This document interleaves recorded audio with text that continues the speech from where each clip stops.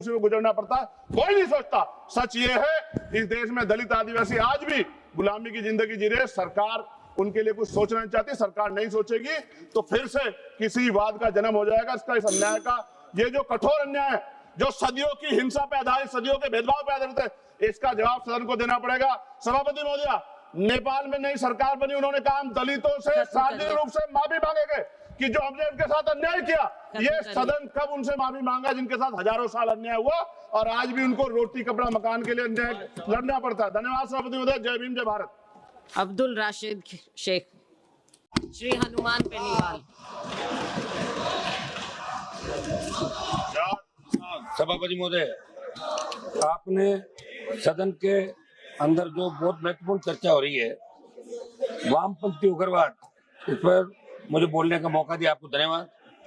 सभापति जी, वामपंथी उग्रवाद ने देश के कई राज्यों छत्तीसगढ़, झारखंड, ओडिशा, महाराष्ट्र, आंध्र प्रदेश के कुछ हिस्सों को वर्षों तक प्रभावित किया। इस समस्या से न केवल हमारे सुरक्षा बलों के अनायक जवानों की जान ली, बल्कि हजारों निर्दोष नागरिकों का शिकार हुए।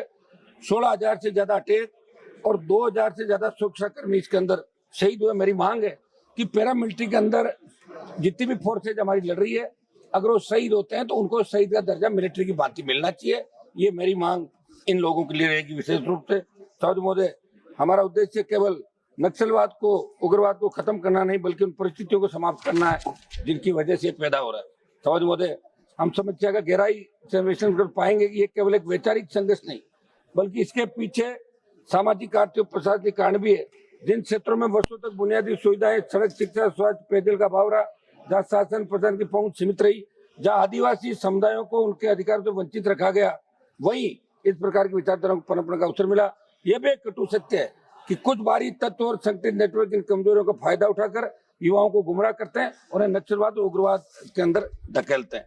सभापति महोदय, 2007 के अंदर केवल एक सुरक्षा समस्या नहीं रह गई। 2007 में ये देश के भीतर ऐसे इलाके बन चुके थे जहाँ राज्य का अधिकार सिकुड़ रहा था, जहाँ संविधान कागज पर था, जमीन पर नहीं, जहाँ लोकतंत्र की भाषा मतपत्र नहीं, बंदूक तय करती थी, लाल गलियारा फैल रहा था इस देश के अंदर, राज्य हिचक रहे थे, प्रशासन पीछे हट गया था।